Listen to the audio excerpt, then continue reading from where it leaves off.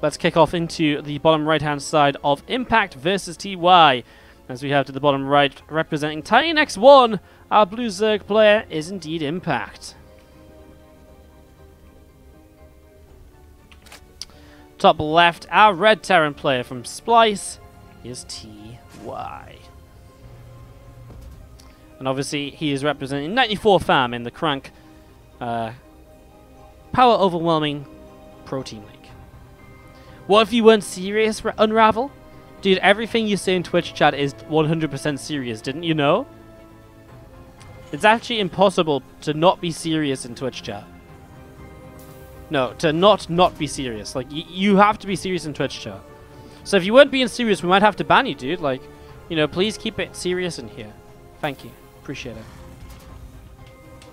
Or at least tag non-serious comments with a kappa, you know? It's like the rules of Twitch, dude. Keep up with the times. 2 racks proxied on the left-hand side of Parasite here. Long map. Just the 2 racks straight into a gas. Now, the 2 racks instead of a 3 or 4 racks is definitely a very more so a pressure play than it is an all-in. With a 3 racks or 4 racks, you need to deal a lot of damage. You need to cancel the hatch. You need to kind of win the game because there isn't a lot of a chance for a follow-up.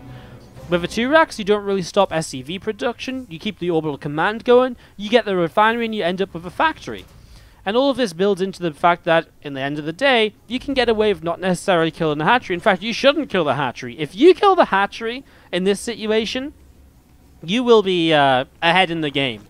And so it's very important that Impact turns this away. Now, that's not saying that TY can't get away with doing nothing. It's a pressure play, and pressure players generally mean you need to apply pressure and you need to slow the Zerg down. And that's what he's doing, already pulling drones off the line. But it's kind of fine for Impact to do this, because it's kind of how it's meant to be. Stops the bunker coming up, gets himself a spine crawler at the front now as well, and a couple bunkers coming in from TY are going to be very serious about pushing into this position over the next few moments. As you see the Marines nibbling away on the spine crawler just for a moment there. Drones and Lings pulling in together now. They want to get rid of those bunkers. In fact, they're not just going for the bunkers, they are going to chase for the Marines. Drone's turning Mineral walk by to get a better surround. This is a very long chase, by the way. He will be rewarded with a surround on a few of the Marines. A couple Lings still coming forwards. Drones will go back to mine once again. Marine shots there, picking off a few more Zerglings. Bunkers will finish, though, and this is the important part, making sure those Marines still don't get in the bunkers. And that's why we have the Queens, the drones, the Lings fully surrounding these, making sure that none of that really is going to end up happening. It looks as though it won't be. One bunker tries to salvage, it will not happen. The second bunker will be killed off as well. They will also try to salvage, but it will also not be in time. So both bunkers go down there, but 4 drones killed. A lot of mining time lost, and I mean a huge amount of mining time. Look at how happy TY has been. And again, he's been on 20 workers at home. Starts up his own natural CC now. Doesn't feel any kind of fear of a counterattack, so goes straight into the reactor on the factory. Boom, I think TY sets himself up into a great position here. What's up, Dank Shrine? Thank you so much for the 13-month resub. Appreciate it, dude. Hope you're doing well. Hope to see you at an event sometime soon. As that SCV comes in towards the upper left, and the Overlord just going to back away around the right.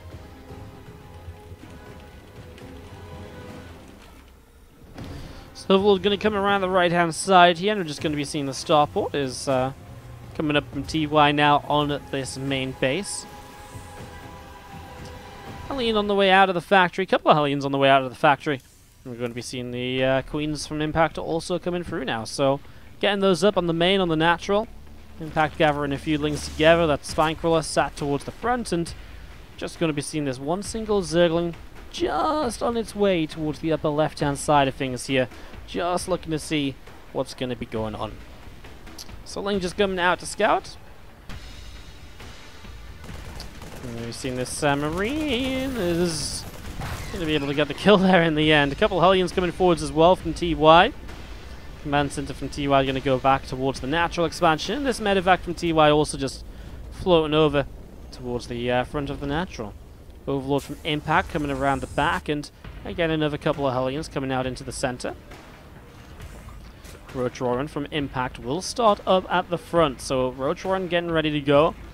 Third hatchery starting to build as well on the left-hand side of this, and again a few Hellions here from TY just starting to gather together. 4 Hellions in total, as he's going to get a drop going in towards the main base. I mean, at this point, Impact is definitely playing from a bit of a deficit, I feel, from the early game. We'll see what these Hellions can do. He's going into a Roach play. He's making a lot of lings. And that's the sort of point in the game where we will kind of see the Terran player catching up a little bit in the SCV count. Fast Tech Lab on a Barracks as well. I mean, Stim will come through pretty quickly as well. As you see that Overlord going down. I mean, kills like that are always very nice. Slowly is not the greatest at shutting down these Hellions as they do come in. And, well, Queens will get rid of the Medevac. And the Hellions are all very low, so they're going to go as well. Just going to kite away for as many Ling kills as possible. And I mean, with slow Lings, it's actually quite a lot more than you might expect. Might even get one more drone here. I didn't really get the angle on it originally. And that is just going to be then 8 workers killed. For the Hellions and the Medevac combined, it doesn't feel that bad for Impact. It is still a little bit sucky just because he was already trailing. It might just be good enough for TY because he has been kind of taking the lead in the game. That by dealing more damage, it has more of an effect on Impact than it might usually have. So that's kind of cool as we see this Liberator of TY coming out over to the right-hand side. Hellions are down to the bottom side of the map as well from TY. Going to get ready to poke forwards here as we see a Spine Crawler. Creep Teamers going to be setting up on the left side of this third base. Hellions firing away, a little bit of damage done. A couple of Lings being picked off as well, and there's the Creep Teamers coming down. So 2 Creep Teamers, another Creep Teamer as well. Command Center starts up here as well on the natural expansion. So 3rd CC going to be finishing shortly. As you do see, where's those drones going down? Liberator in the main base. Oh, it's going to get a Queen kill as well. TY is now really putting Impact into a very difficult position. Now Impact's behind on workers again, and that's definitely going to be hurting him. That's definitely going to be setting him behind, especially as TY 3rd CC is finishing. His economy is looking good. He's going to start upgrades before the Zerg player can as well. And the issue for Impact is you can't really just go for a big Roach attack here on Parasite. If you go for a big Roach attack, I mean, it's just so large of a map, it takes an eternity to get across from the bottom right to the upper left. It takes way too long, and that is definitely going to be one of the bigger issues here as these Roaches still trying to poke up into the top. Liberator going to kind of keep track of them for a moment or two and just follow those Roaches down through the center. Stimpack is about to finish up actually. 1-1 upgrades coming in from TY. And we do have this 3rd Rax from TY also about to finish as the 3rd CC lifts off, going to go to the left. And is going to be interesting 3rd base position, I guess, in a position where you can rally down to the bottom side of the map more easily. Anyway, we see these Zerglings continue to come around through the top, and we are going to be seeing them just sitting up, and again, a couple of these Lings just going to be moving down into the center. And again, a few more Marines and the Liberator from TY just gathering up out front of this wall-off. 6 more drones coming in here from Impact as well then, so those are going to be coming up. 5 more Roaches on the way, plus 1 Missiles, plus 1 Carapace. All of this getting set up and ready to go here from Impact as we do see those couple of Lings going to split up and go in 2 different directions. Mule going to already take just a little bit of damage right now. Marine's going to be healed up a little bit. 1 Zergling gets picked off as well. These Hellions going to join up together. So Hellions, Marines, and Medevacs all coming through at the center of the map at the moment. Another Liberator going to head off over to the right-hand side as well. So Liberator going to go all the way over to the right. These Hellions come through, and that's going to be a dead Creep Teamer right there. And again, it's a lot of Marines from TY, as they are going to be, well, seeing these Hellions picking their way through another couple of Creep Teamers here. So some Creep Teamers going down. Far right, those Marines going to try and see what they can get up to as well. Spine Crawler fires away on a couple of the Hellions. A couple of drones go down already. On the right-hand side, Marines try and push forwards, but Roaches and Ravagers will hold the line for a moment. Ravager will pop. Lift up here from TY as he moves back up to the top side of the map. Hellions looking to poke in elsewhere as well. TY missing the armory, so will not be straight into 2-2, though he'll start up in a few moments, so it's not that far behind either. And again, it's just this case where he's just killing drones. 10 workers down, and that's going to grab a few more as well. 13 workers down, 14. He just keeps on going up. The damage dealt here is just a little bit incredible. And it's looking so good right now for TY. 15 drones is nothing to laugh about. And obviously at home he's building up tanks. He's building up an army that can really fight against this Roach-based composition of Impact. It's going to put Impact in some real trouble here very soon. Going to be seeing the Banelin Nest coming through as well. So Impact going to try and change it up at least a little bit right now. He does have Ling speed, so those Lings he'll make to kind of support these, to make into Banes will have speed. Obviously he has a long way to go until Bane speed's ready, however, so that'll take a little while. Maybe one of the biggest issues of all, Impact still without a 4th base. Nice drop by TY, cleaning out creep, pushing down a 4th. That drop on the left-hand side as well, just going to run straight on in, and that should be a scan, or does he not have the energy? It looks like he doesn't have the energy. He just goes for the spine crawler. Queen on its way over to this left-hand side. A drone goes down already. That Queen doesn't have the other Queen to support it just yet. Another Ravager gets picked off as well. Nicely done as we see those tanks and Marines still gathering up together. More Lings on the way out here. Obviously, Baneling Nest is done, but they're going to be slow Banelings. Slow Banelings are not necessarily going to be what you need to push through this army. It's going to make it difficult. Marines here on the left side going to be in some trouble. Lings, Roaches, and Ravagers coming in, picking off a couple Marines, and it will be TY to back away, regroup. And when does his main army come across the map? Maybe with 2-2. Maybe it'll be another minute or so. But now these medevacs are going to load up again, and it looks as though they will commit to backing away. So those medevacs back up to the top side as we see a planetary fortress on the way up on the 4th. So that's going to be finishing up here in the next few moments, and that's the big thing, right? 4th base of the Terran is finished in mining before the 4th base of the Zerg is up. It really puts things into perspective. The Zerg is usually ahead by a base, and there's usually much faster 4th base than the Terran's 4th. Usually you talk about if a Zerg is held to 4 bases against a 4-base Terran, the Terran's usually going to be looking really, really good. Like, that 4 base is kind of the magical number for Terran players, if you can limit a Zerg. And on Parasite, it's usually very difficult to limit a Zerg player. But right now, TY is looking very good and pushing forwards. He's looking to try and pick up game 1 of this best of 7 for 94 fam. Maybe one of the I don't even know if they're the favorites, but they're definitely one of the favorites. I mean, TY, Rogue, and Deer. That is one hell of a team, guys. That is one hell of a team. +2 armor about to finish up, so it is 2-2 now against, well, 1-1. Baneling speed does finish those. So that's something at least for Impact to try and work with. Tanks sieging up, and we'll see a couple of Crypt Tumors being picked off here as these Marine stim forwards. So a few Crypt Tumors already going down. That Overlord picked off as well. Banes and Lings coming in from the bottom right-hand side. A lot more Banes going down here as these Marines are still pressing in at the moment. Another couple of tanks sieged up. More tanks coming in from the background. We see Crypt Tumors still getting taken down, and this army will keep on pressing forwards. Looking really good at the moment. I mean, just this tank line, it runs so deep, it makes it so difficult for the Roach Ravager force to do anything. It's just a few Marines on the left side, so nothing too crazy. As here we go, the army of the Zerg is going to try and push forwards. A Liberator or two supporting though, and I mean, the tank fire is just insane. The Marines sit here not afraid of anything because the Banelings will never reach this army. There's just too many tanks. They're just too well set up. The upgrades are there. GG. TY takes the first game of this best of 7 for his team, and he'll be putting them 1-0 up in the series against Titan X1. Very nicely done.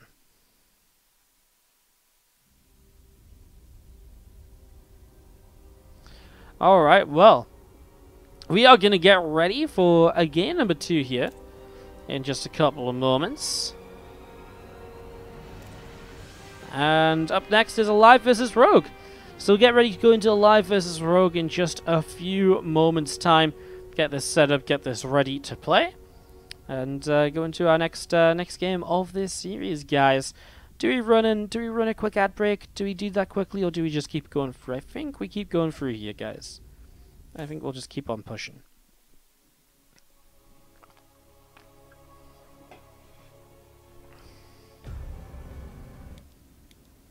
Let's do it. Let's keep on pushing through. Alright, so coming up next is Rogue versus aLive. Rogue will be taking the lead in this series as Impact has fallen. And don't forget, it also means that Impact is now also denied from playing in the all-kill section of this matchup unless they get the win in the 2v2 where they can revive him. So, let's do this. The bottom left-hand side of the map. Our red Zerg player here, this, my friends, is Rogue. He's going up against the blue Terran in the top right-hand side of the map, representing Titan X1, and looking to tie this series up 1-1. It is aLive.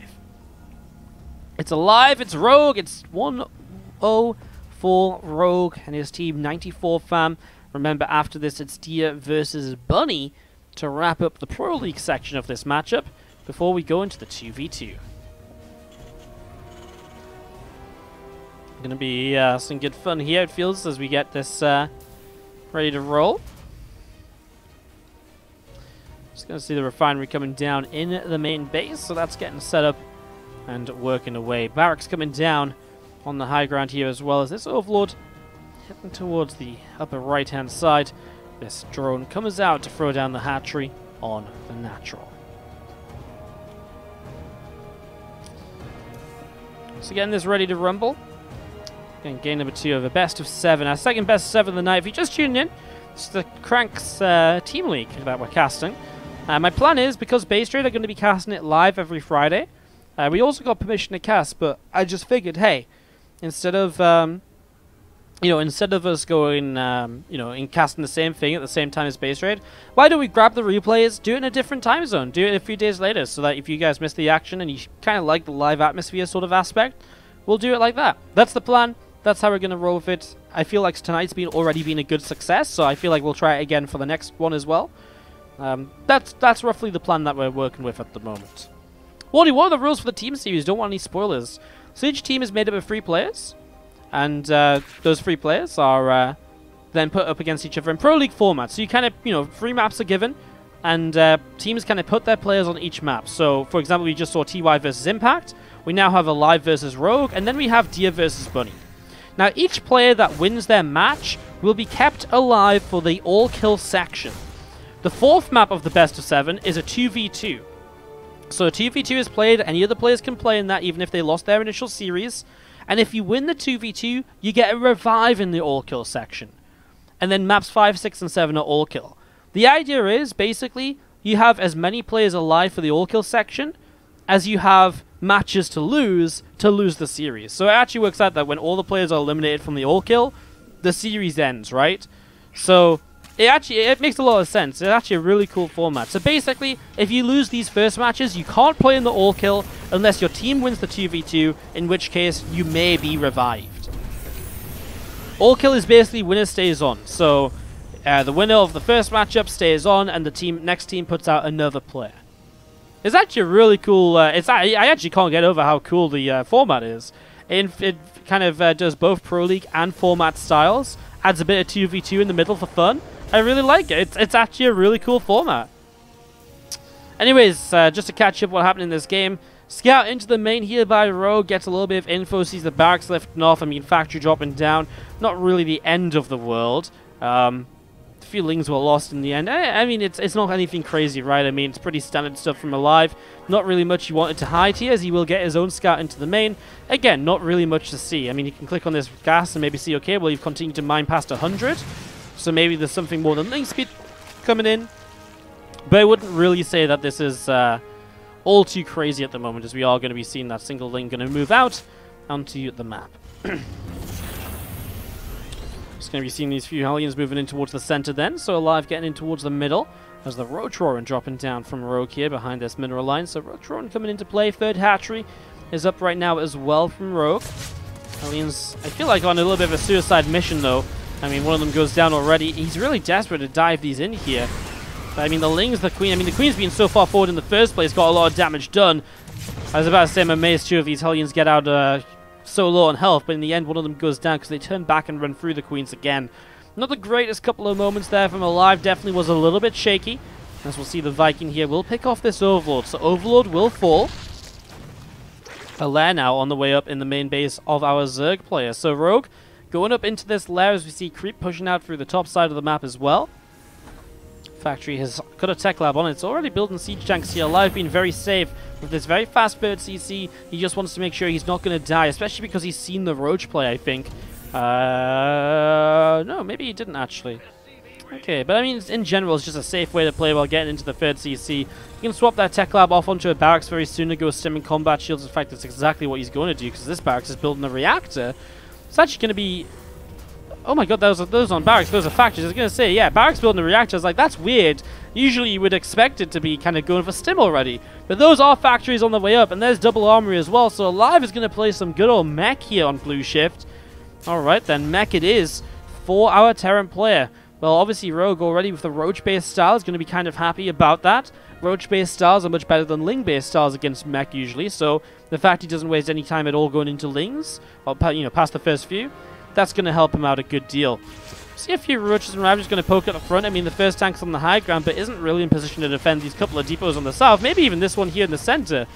Will be in a little bit of trouble. Corrosive bars available too, and of course if you pull SCVs forwards to defend, you're asking for trouble as well. And this tank also not in range. This is depots. These are depots going down. Lings will take position on the 3rd base too.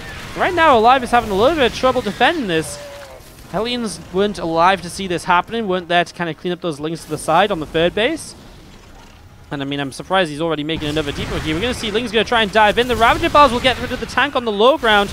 Wow, sacrifices the Lings to be able to get rid of that tank. Tank on the high ground now will be in range of that one Ravager, but then it pulls out of range, cancelling the depot again. And Rogue already putting himself in a great little spot here. Overseeing the main, so he sees where to throw the bars down to get another tank kill. Boom, 2 tanks killed already, and these Ravagers are finding some insane value so far. Look at that, what she's killed. Resources lost already piling up in favor of the Zerg, but there's a couple of Ravagers dropping down. That's what aLive needed to try and slow Rogue down just a little bit here, because this was, again, a little bit dangerous.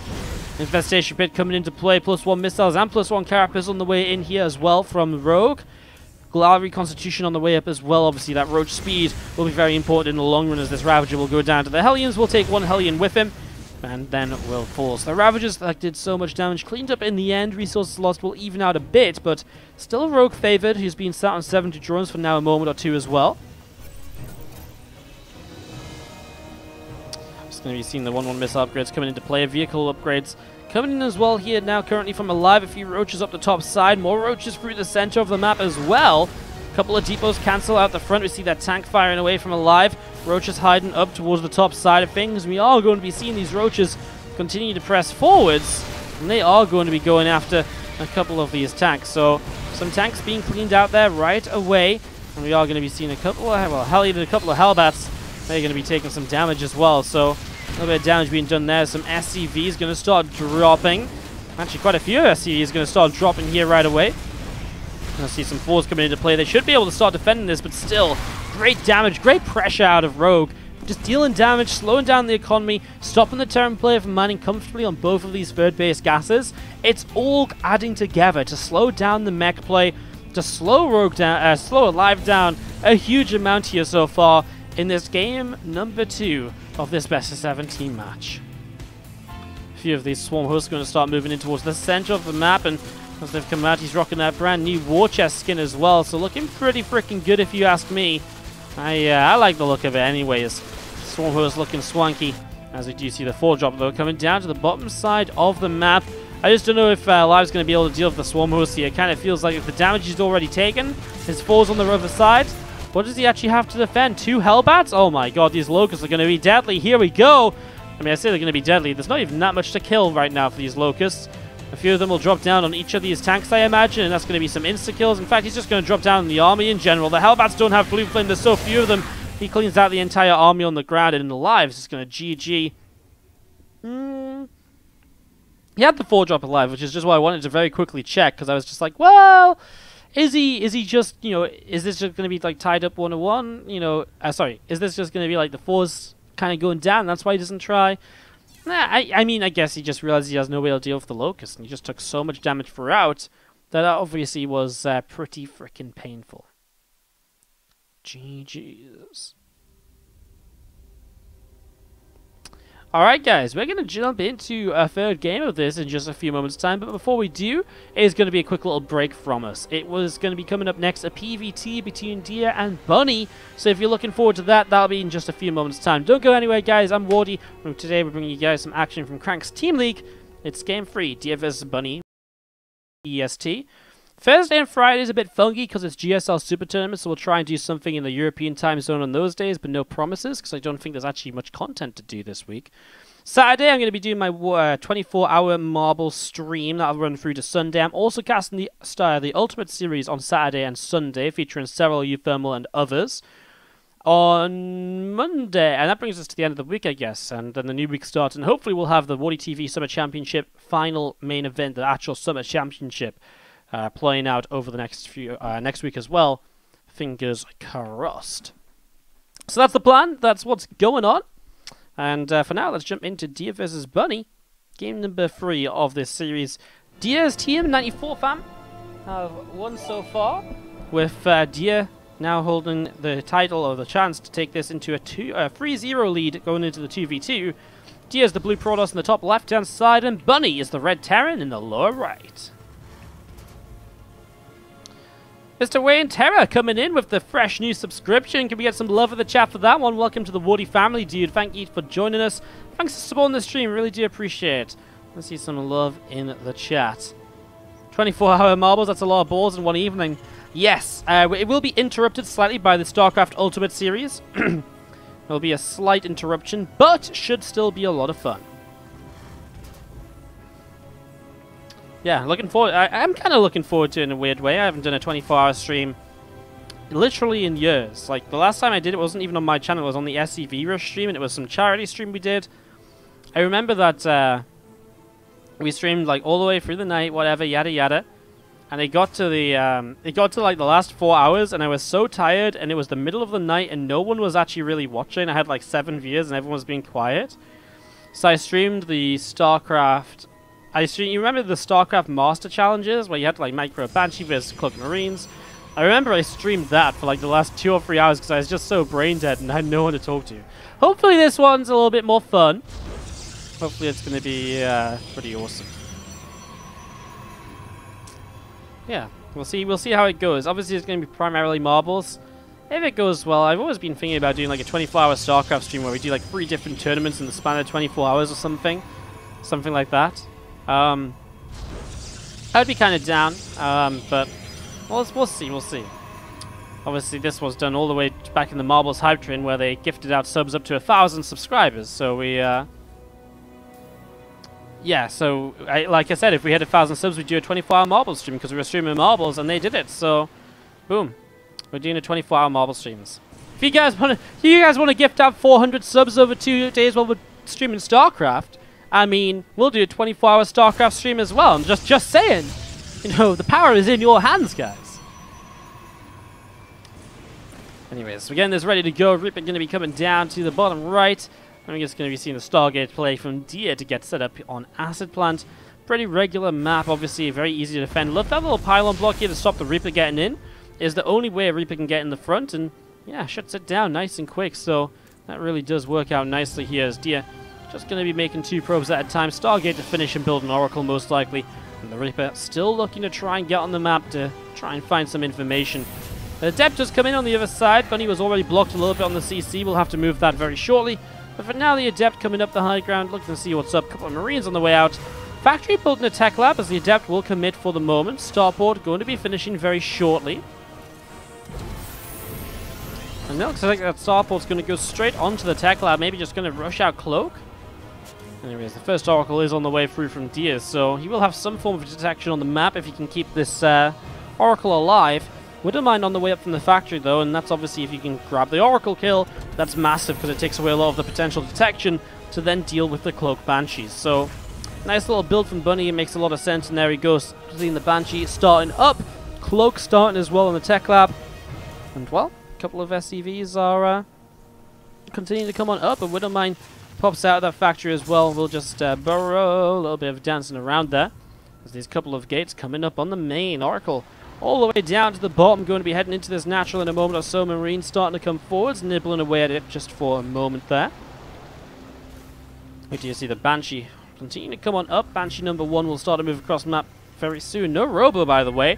So this is looking already pretty good. The double Oracle, though, still alive also. But if he loses them trying to push the front here, that could, of course, be pretty dangerous, and Dia has not been in the main to get the information that the Starport's on the tech lab. So missing info here as the barracks jumps onto its own tech lab. 2 more barracks start on up.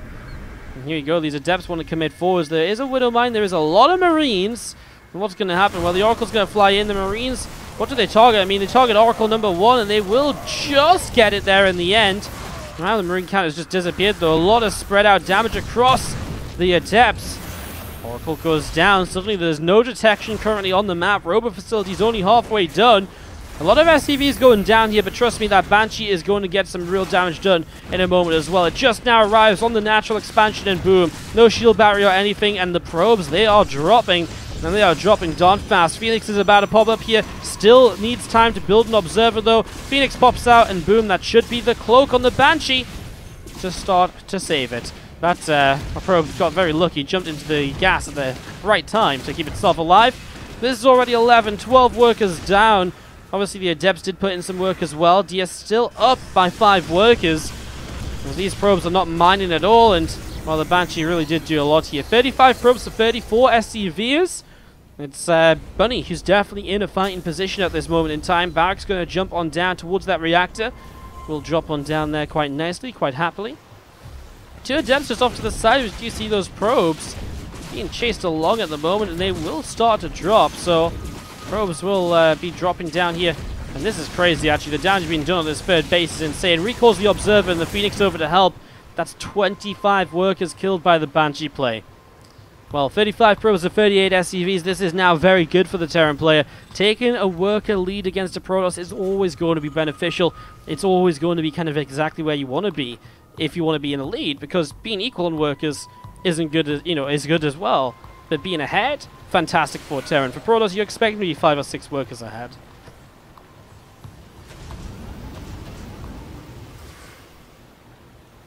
Few probes going down. We do see the Stimpak combat shields and +1 attack all coming through from Bunny.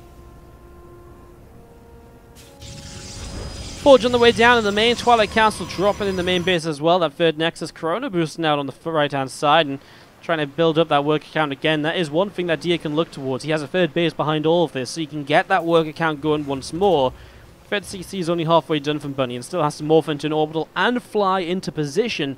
That will take up about another minute in total. So it's just another, 3 SCVs he won't be able to build there.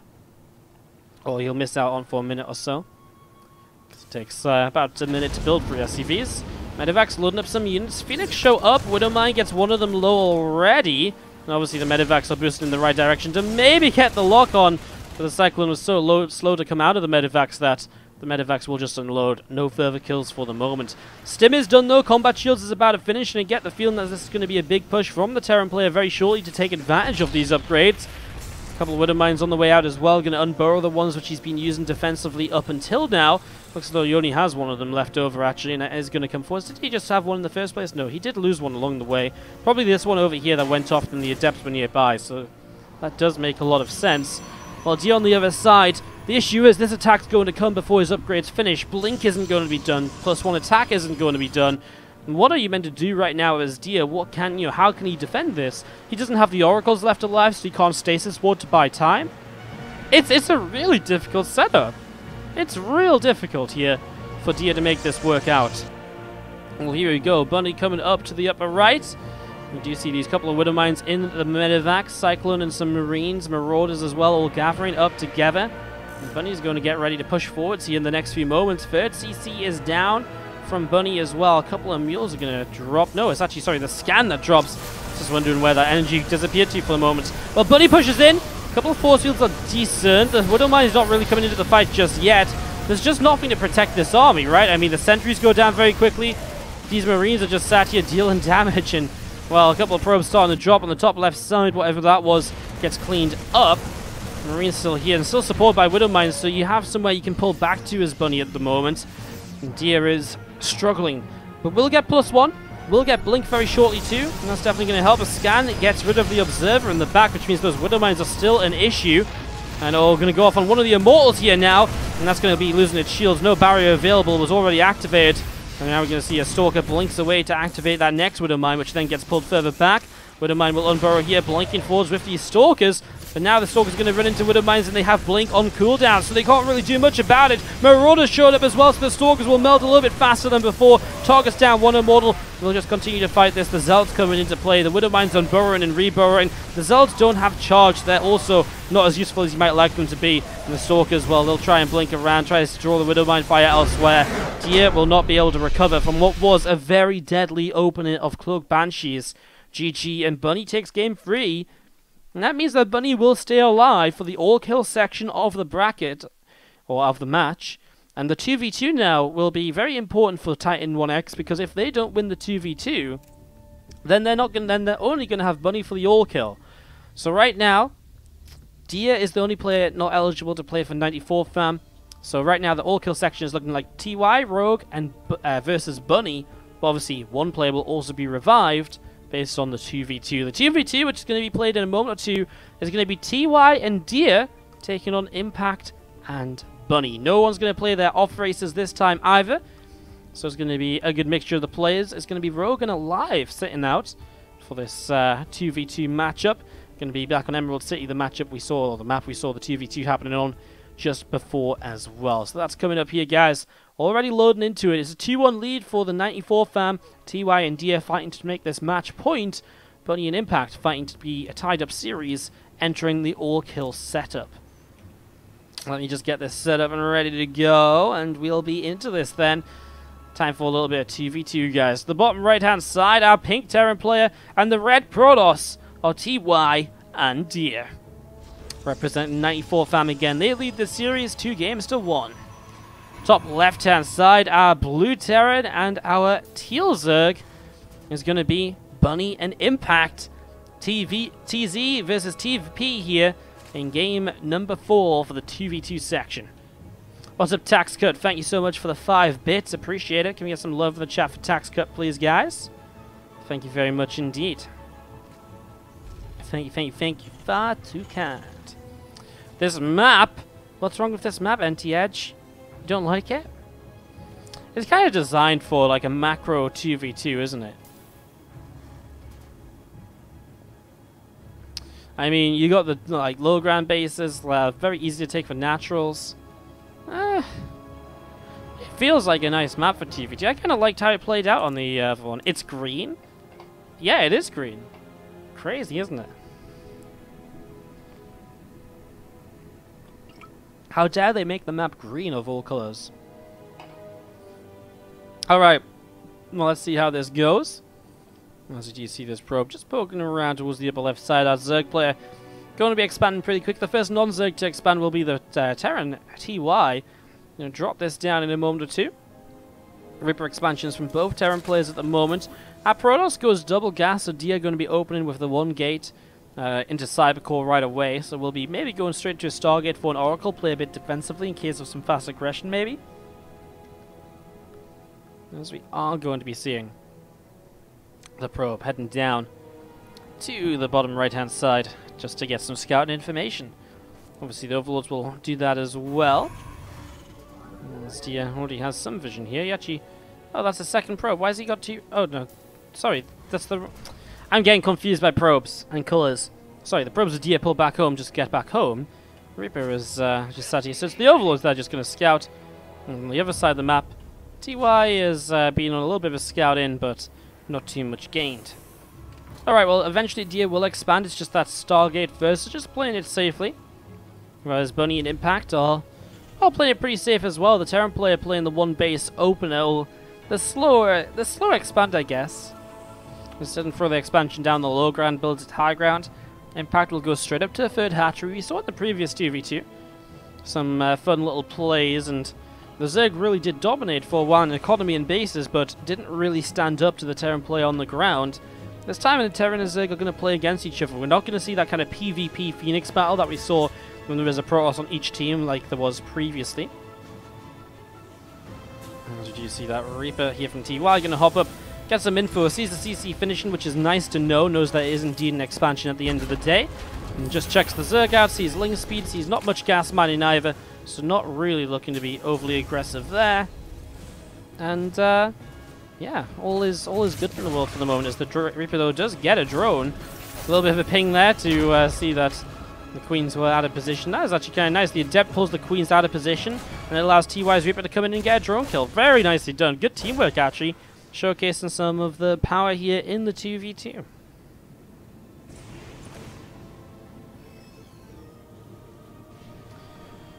Alright, so also going to be seeing TY pulling all the way back to the bottom right-hand side. A few Marines gathering up together here. Supply depot gets dropped at the front as well, as we see a couple of Phoenix on the way out. So Dia getting these set up, gathered together. And as well, as we do have that Oracle, actually came through for 7 kills. Apologies that we missed that. It was all drones in the mineral line. So Oracle picking up quite a few kills there. Again, nice damage done. And it does feel as though in general, Dia and TY are getting a good economic lead. The Terran players, if we compare those, 28 SCVs to 35. And it's 40 drones for the Zerg against 37 of the Protoss. So in general, you can see that it's pretty good for TY and Dia, who are the Terran Protoss combo. Both leading in their matchups at the moment. Army supply is pretty similar across the board for all. We do see double Stargate Phoenix from Dia. Going to be coming up again. That +1 already sees the Banshee. Didn't actually see it though. Bunny obviously feeling the success against with his Cloak Banshees against Dia before. See if he finds it again. Obviously a bit different this time because TY can scan to provide detection. As you do see those couple of Phoenix going out. Overlord taking a couple shots of damage. Reaper up to the top side. Those Phoenix going to loop around in towards the main base. Spore Crawler fires away. Again, that Banshee here of Bunny just sat waiting to approach the natural expansion. And that one Zergling just moving out around the left-hand side to see where it can go as well. There you go, Banshee cloaks up and starts to move forwards. Oracle doesn't have the energy to revelate just yet. The Phoenix are out of position. Marine's pushing in from TY, who comes in and grabs himself a Queen kill already. And he is getting some good damage done. No stim on the Marines of Bunny just yet. TY will just lift up and back away. The Banshee will be pushed back. Revelation and the Phoenix showing up. So that's a nice quick shutdown. This Banshee over here has already taken a shot or two off of something. Heads towards TY's base. And TY is completely open because his Marines, well, they're out on the map in these medevacs. So that's not looking good at all for him. He's got 1-1 upgrades now starting. And he will start to lose some of these SCVs. Starts to pull away. Phoenix are on their way over. Scan comes down. The Phoenix, actually a couple of them already there. Nice cleanup here as TY and DA hold on without taking any damage at all. TY is now 6 SCVs ahead and 10 army supply ahead of his Terran counterpart. Meanwhile, the Zerg takes just a small, slight lead over the Protoss Deer. And again, you look at that all together, it really feels as though it's Deer and TY leading this 2v2 for the moment. As the third base trying to come down on the gold, that is probably going to be, well, at least slowed down. On the right-hand side, Deer's just expanded upwards. Maybe Dia takes this forward 4th base as well, and eventually just kind of take that kind of south side of the map in general. Can someone explain what the format is? So we start off with some Pro League matches. 3 players on each team as, oh my god, Stim just gets cancelled. That's huge, and the CC might be dropping down as well. Phoenix going to come in and help. Too many Marines though, and that should be CC saved. But nice kill on the Stim pack. TY really slowing Bunny down. So yeah, we have 3 players on each team. They play 3 1v1 matches to begin with. Each player plays against someone else on the other team. And then there's a 2v2 map for map number 4. Every player that loses in the first 3 maps is not able to play in the all-kill section, which is maps 5, 6, and 7. And if your team wins the 2v2, you get to revive 1 player in the all-kill section as well. So hopefully that's a nice quick way of explaining it. Hopefully it makes sense. And that's the current situation, as we are going to be seeing. Dia is with Phoenix around the bottom side, round side again. Link's going to come in and deny this gold base, going to force a lift up nice and easily. A couple of Marines going down, SCV gets taken down as well. Marine stimming forwards, grabbing a creep tumor. Look at this, Dia's going straight up to carriers. Oh man, it's dirty, isn't it? Just Lenti, you know, with the pressure they've applied with the Phoenix and with the, Terran player, just going to get the chance to go straight to carriers, and that could be deadly. Now, Impact is going to start responding already, going into a Spire. Let's see what he builds with the Spire, though. See if it is going to be Corruptors, which it would kind of need to be to deal with the Void Rays.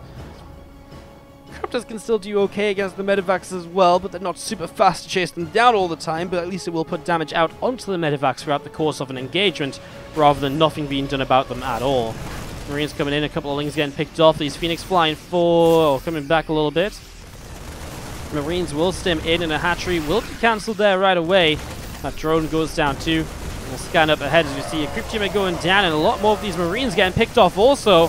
Oh man, Medivac also gets taken down here. Here we go, Lings are going to be surrounding. That is going to be the pull away in the end. But again, it's TY and it's Dia that are really just putting out the damage so far in game number 4 of this series. TY and Dia are looking very awesome. 7 Corruptors on the way up from Impact. More Medivacs loading up from Bunny in the main base, and they're going to start coming down the left-hand side as well. We are going to be seeing those Phoenix also dealing a little bit of damage as we just see the Lings coming around through the south side. Tanks and Marines there to defend, and we are going to see those Lings pushed away. The 2v2 does add to the score as well, yes. So it's, yes, you get a point on the match score, and it allows you to revive a player. Basically, if you think about it, there's 3 maps of all-kill, right? So you need, for 3 maps of all-kill, you need 3 players that are going to lose and 1 player that's going to win overall. So you need 4 players alive. And so if you eliminate if there's only 3 players alive after the Pro League section, the 2v2 reviving a player is that 4th player you need to play 3 maps of all-kill. So the 2v2 counts for a point in the matchup, and it's a bonus that you get to revive a player as well. Corruptors, Lings, and Banes pushing forwards here. As you're going to see those Marines going to get lifted into Medivacs and backing away over the right-hand side. Phoenix on the way up here as well. Still just haven't seen much of the Phoenix, but obviously that's because in general it's all about the carriers. Dia and TY have just been allowed to expand with no issue at all, whereas Bunny and Impact, well, they've been expanding themselves, but they've definitely been having some problems along the way. When you look at TY and Bunny, their difference in armies right now, it's a 16 worker difference from TY to Bunny. And he's obviously, TY also ahead on, well, upgrades massively and also army. And then you've got a carrier-based Protoss player against a Zerg who's got Lings, Banes, and Corruptors. I mean, the Corruptors are nice against the carriers, but with the support of the Terran, feels good right now for Dia and TY still. Corruptors come forward, and they'll get themselves, not even a medevac, bad target fire in there. Oh, this is tough, man. Just, again, TY buying so much time to be able to allow Dia to get these carriers up and into the game. Sorry, guys, it is just getting a little bit laggy. Not really set up to be able to cast 2v2s, not going to lie. 2v2 is a little bit more straining in the PC, as you do see. Ling's going to run on in, and well, carriers are already going to start working their way through those. Those Lings do not really do much at all, so Lings get absolutely annihilated here. Meanwhile, TY is just soloing 2 players on the top side of the map. I mean, I guess he's getting some of the help from Dia. The Phoenix coming in, lifting up the tanks is really nice. Gives TY a great position to work with. Now we see the carriers, though, are going to be intercepted by the Corruptors. So Impact finds a huge moment here where he's going to be able to get rid of a lot of the carriers. Corruptors going huge. And what a play by Impact to really hurt the army of Dia as he will escape up to the top side. With some of the Corruptors still alive. Well, we are going to see this Bioforce from Bunny. He's going to Doom Drop it, realizing that they're in some trouble. Going to try and attack around the armies rather than into the armies, which I think can only be described as a great decision.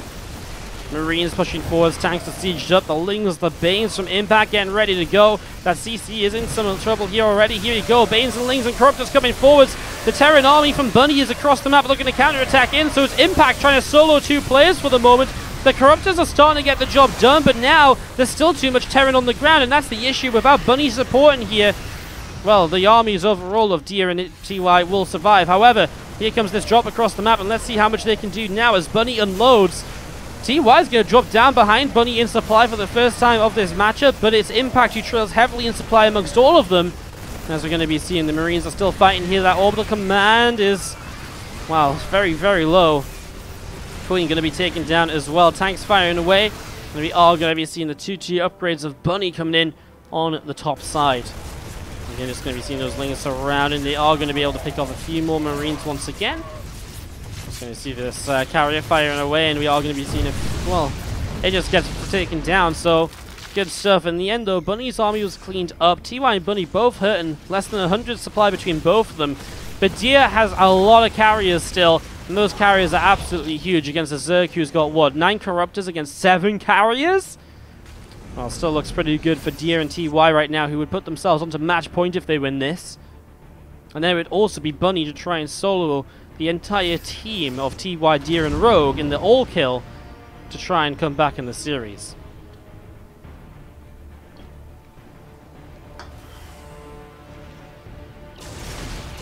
Corruptors come forwards. Phoenix going to take a little bit of damage there. Carrier still on the way out.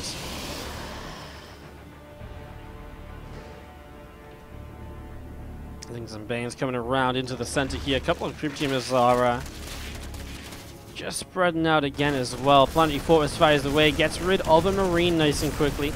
As Drop, though, able to stand behind the mineral line. Obviously, that's causing quite a bit of damage. SCV's forced to pull away there for a good couple of moments. As you are going to see the Lings surrounding, and the Lings able to force the lift up. Well, Marines, Marauders, and tanks coming through the bottom side of these carriers overhead as well. Templar Archives is on the way up right now from Dia. So Templar Archives coming through. As we do have the rest of this army going to start pushing forwards. Those carriers are going to go huge in a second, aren't they? They're going to start just ripping this Planetary Fortress to shreds. Planetary Fortress just disappears. A few of the Lings getting taken down as well. And to the top right side, Marines are stimming in for these probes. Oh, goodbye to the probes. A bunch of those going down as well. Things will keep on streaming forwards right now as tanks, Marines getting picked off again. TY's army doesn't seem to be able to control itself. However, there's nothing to really deal with the carriers. A recall back to the right-hand side. We do see, well, TY is going to get rid of this base here. So 2 bases lost from Bunny and Bunny and Impact in the last few moments. Plus 3 armor on the way up from TY as well, as he forgot that somewhere along the way.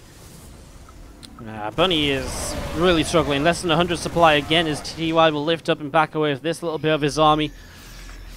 Carrier count is still good on 12, and only 17 corruptors really as anti-air or some real way of dealing with this. I think this is, again, TY and Dia looking good to take this series up to match point.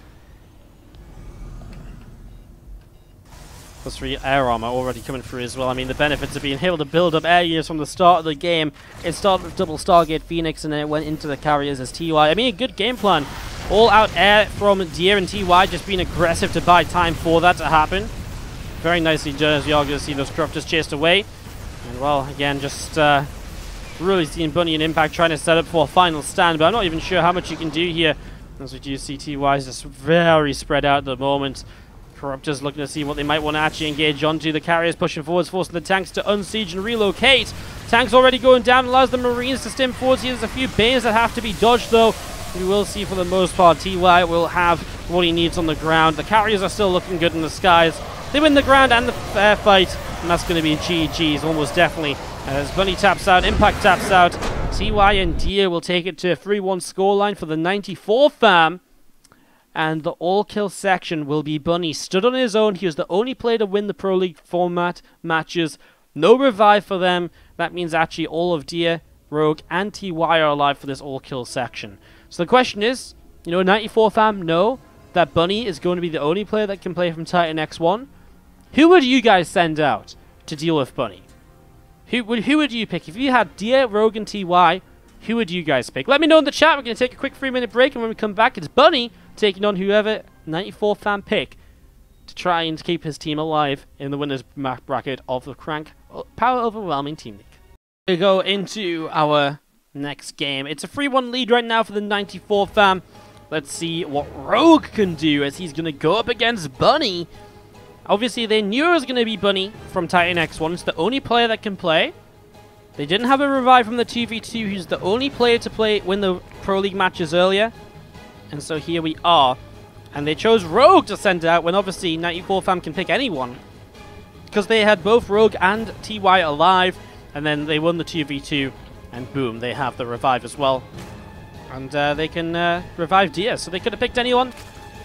But they are going to be able to have Rogue here as their choice going into this. To the top right hand side, our red Zerg player is Rogue, representing 94 fam here in Crank's QCL Power Overwhelming Team League. As to the bottom left, our blue Terran player is Bunny. Alright guys, getting into this, looking to see how we continue through.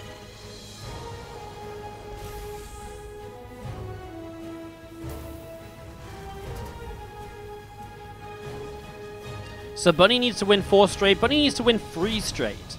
Because Rogue, TY, and Dia are all alive. So he needs to beat Rogue, then Dia and TY in whichever order they pick to win this series, and it'd be a 4-3 win. Rogue just has to kill Bunny. He's the only player eligible.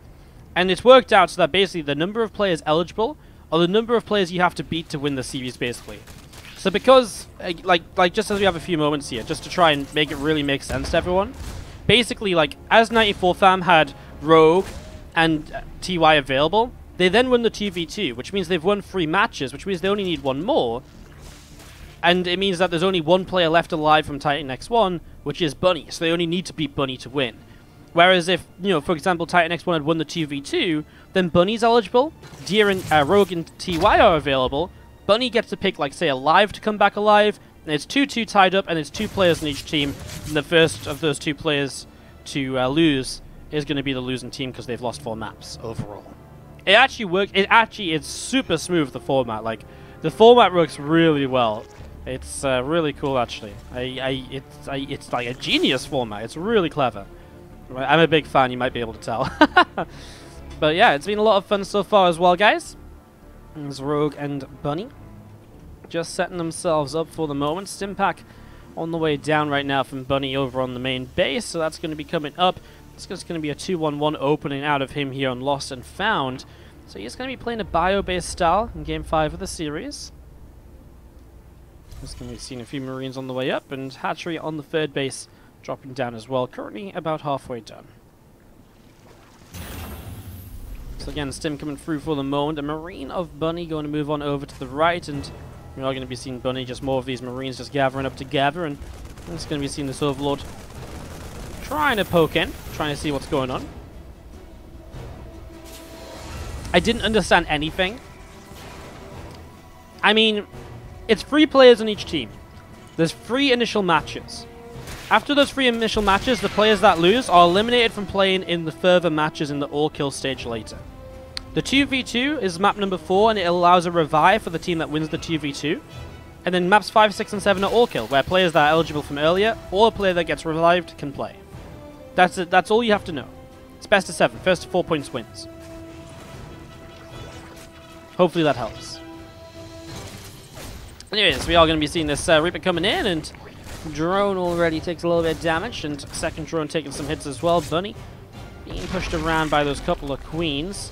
More Lings on the way up, a couple of Evolution Chambers on the way up too. Stimpack is going to be finishing very shortly. And as you do see, 1-1 upgrades coming in. Such a stupid format, says Anti-Kopitar. How is it stupid?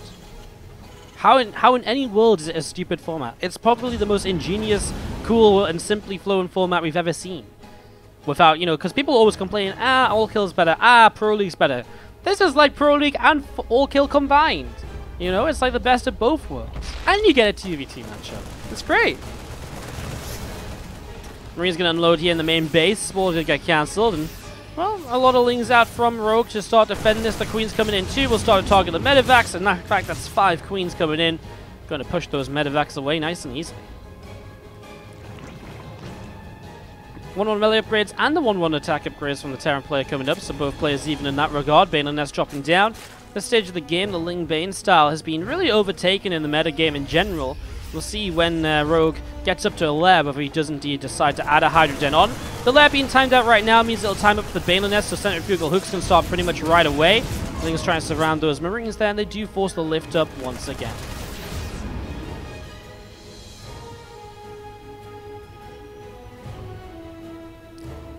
I'm not saying people aren't allowed to not like the format. I'm just interested in why you wouldn't like it. I think it's really cool and unique. I'm just interested in why that would be. Why you wouldn't like it. I don't know. It feels like it's the best of both worlds. Unless you just don't like team leagues, in which case that's, I guess, fair enough in general. And there is discussion to be continued another time, because these 4 Medivacs now are going to drop the main. There's Spore Crawlers here though, so these Medivacs are going to already take a little bit of a beating. There's one of these Medivacs that's already so low on hit points as well. Banes have just finished morphing in down the low ground, so they're going to get ready to come up into the main base here. And, well, Queen going down, but here we go. The rest of the Queens have gotten the rest of these Medivacs so low. 2 Medivacs down, Marines abandoned. Defense is good from Rogue to hold on against that big drop. The one thing these Medivacs haven't been doing is really pushing the creep back, so Rogue's got creep on 3 different avenues right now, to the top, far south, and in the center. And that's starting to look a little bit scary, as we are going to be seeing these couple of Medivacs going to be coming in. And they are just going to lift up quickly and back away. Third CC drops down from Bunny. I'm just going to be seeing the few extra SCVs moving over towards the third base here. So 2-2 upgrades coming in right now from Bunny, plus 2 Carapace from our Cirque player Rogue. Not sure about the melee. Okay, there you go. Starts that as well. Obviously, you expect it, but sometimes you just can't afford it. I was talking about the Hydras, but it's actually a Spire play out of Rogue, so Ling Bane Muta's definitely been making a step or 2 back into the matchup as well. Still have to be very careful. It still has the weaknesses that Ling Bane Muta used to have, right? The ability to fall apart against armies, to kind of get stuck on Ling Bane Muta without the ability to transition. You know, it's not as great of a straight-up fighting army, so you have to be very aware of that as well in general. Spire is about to finish. Plus 2 melee and plus 2 Carapace upgrades currently on the way through here. As those Medivacs load up again. Still trying to apply some pressure, but Rogue giving a good set of units to the top side to make sure this creep can continue to expand without too much issue. And there we go, 7 Mutalisks in the production tab. So this is the stage of the game where those drops are going to have to be a little bit less active, because it's going to be difficult to keep them alive with Mutalisks flying around the map, putting them down. Marines unloading to the bottom. And we do see those 2 Medivacs just boosting up to the top. Unloading here right now, going to get rid of that hatchery nice and quickly. Lings coming into here right away and just getting a little bit of a surround for a moment. Again, Queens, Lings, and Banes on the bottom side. Looking to see what's up as well. As you do have those meters just continuing to finish up over the next few moments. Medevac loads from Bunny and just going to be jumping up into the main, getting ready to defend. I think, oh, push back this Overseer maybe. Does he actually see that little ring? That'd be crazy if he did. Huh. I wonder if he actually sees that, or if that's just a bug. Anyways, we see Ling's going to run forwards here, and they are going to be seeing if they can get a bit of a surround on this army. So Rogue's pushing in here. He tried to push the third with the meters, but there's units in position. I think he cancelled. I'm not sure what he cancelled, but it wasn't anything too major. I was just going to be seeing the Lings and Banes backing away a little bit, but no real damage done by Rogue. However, controlling the map. 5th base up. Creep spread pushing out in front of the 5th, which makes it very difficult for Bunny to be able to come through here and just, you know, push into those bases. The more of the creep spread that Rogue has, the safer he'll be through the game, and the easier it's going to be to transition out of the meter style and in towards a hive base play at some stage. Currently just sitting on 11 meters, so it's not even that many. Infestation pit is done, and that means the hive is able to start. Burrow upgrade started as well. Maybe looking for some burrowed Balins to help him out along the way as we hit the 10-minute marker. Game 5 of this best of 7. Bunny again unloading Marines back into the main, maybe afraid of where the Mutas might go next. We see Mutas trying to poke in, but again, a good split of Marines in general. 4th CC is getting ready to move into that 4th base location left side very shortly. So that'll be happening in a 4 base Terran. Is where you're going to want to be, but there's just so many Banelings. Oh my god, 41 plus 31, guys. That's 72 Banelings that are going to be ready, but he's already crashing on in. The first wave of Banes hitting mineral lines and starting to hit some Marines. Just as the Marines probably think they're clean, you know, they're plain sailing and through.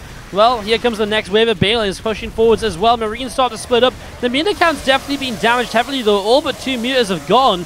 So it's really only Ling Bane left over as Rogue. He gets that orbital command low. 5 SCVs killed isn't a lot. These are 93 drones. This army of his is so replaceable because he has the money so easily. Crazy. Just going to be seeing more Lings, more Banes coming in towards the center. Top side, another hatchery gets popped down as well. Continue to set this up. 10 more Banes coming through. Crypt Tumors are pushing in towards the center of the map as well. Marines, Marauders, attacking a 4, all gathering together. Bunny going to be coming back over to the left-hand side now as we see these Zerglings are going to try and run forwards, but Planetary Forest is immediately going to be protected by Marines. No cancel on the Planetary, which is nice. It means that Bunny will get his 4th base up. Units in position to deny these Banelings, and right now, Rogue is having a tough time finding an opening against Bunny. +3 melee, +3 carapace coming through. Adrenal glands on the way up as well now from Rogue in the main base. A lot more Zerglings again coming through the top side here. Creep spread still just pushing forwards. So Creep still just pushing forwards here. Ultra Cavern about 75% of the way done. And again, this Bioforce of Bunny's just going to keep on pushing through as well. As we are going to be seeing. Well, the +3 attack, +3 armor, that's all coming into play also here. As we still see this little bit of Bio coming out in towards the center. As scan comes down, some of these Creep Tumors will be picked off. Some Creep Tumors going to be going down here. And we do have, again, a little bit more Ling Bane continuing towards the bottom left-hand side.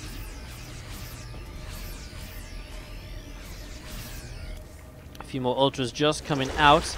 And we are going to be seeing a few more Banelings just on the bottom. I mean, Rogue's not giving this up. Again, the big thing for Rogue is, even though a lot of these fights didn't go his way, 93 drones uncontested is a huge economy to play with. I mean, we look at the income graph here.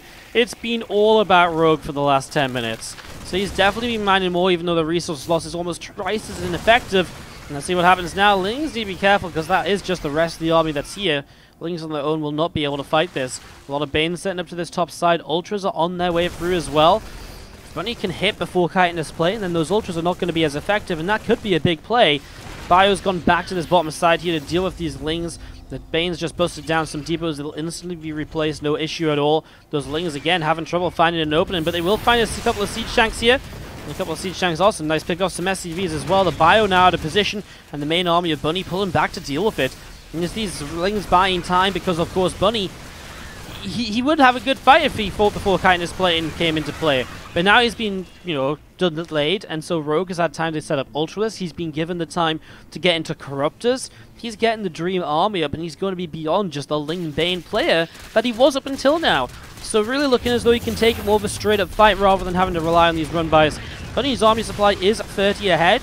But of course, it's Rogue who will be having a bit of a bank to play with and will be able to remax so quickly here. As we have that creep spread going to be so advantageous for him as well. Bunny might not even be able to jump on an army just yet, giving Rogue even more time to build up his bank. I mean, Bunny has a bank too, but his army will rebuild just a little bit slower than that rebuild of the Zerg, which can be pretty much instantaneous. Ling's running in again. Marauders and Marines getting surrounded. Well, again, I mean, Marauders and Marines are pretty good because they're in pretty good numbers there. So it's a lot of Lings going down without a lot gained. They're just replaced by even more Zerglings as Rogue just wants to keep up the pressure. Banes and Ultras arrive on this planetary fortress, and boom, Bunny out of position for just a few moments. And that's a dead planetary fortress, a dead 4th base. And he has a bottom side 4th base coming in. Lings are going to come into this position again, going to go for those Marines and the Marauders right away. Another stim. This time the units will drop a lot faster. Planetary fortress will finish though, and this base will be able to be kept alive. Ultra's going to try and make an escape up to the top after denying the left-hand side base.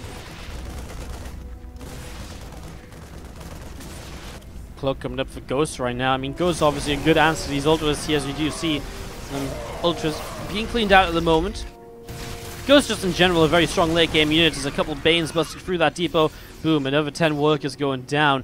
Another good play here. Remember, Bunny is fighting for his team's life in this series. You lose this, you drop down to that lower bracket. As you see this bio still stimming, kiting away. Corrupt just coming forwards, chasing the medevacs. One medevac down, another to be chased as well, perhaps. Liberators sieging up, Lings and Banes still running through. The Marines and Marauders will stim. A lot of Banes going down there. Again, Rogue doesn't quite make it all the way through like he needs to.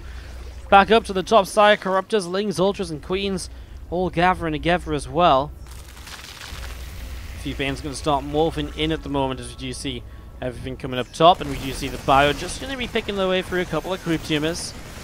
Just a little bit of creep being pushed back once again. Plus 2 ship weapons coming up to being about 75% of the way done. Corruptors come through, picking off one of the Liberators here already. So one Liberator going down. And here you go, Lings, Banes, Ultras, Corruptors. All of this coming into position right away here as we're going to be seeing those Ghosts. I mean, they're trying to get the snipes off, but the Banes just crash into them, cancelling a lot of the snipes. Corruptors are dominating the skies, and there's Ultras remaining, and that's never a good sign. Buddy knows it. GG. Rogue takes the series for 94 fam, 4-1, and 94.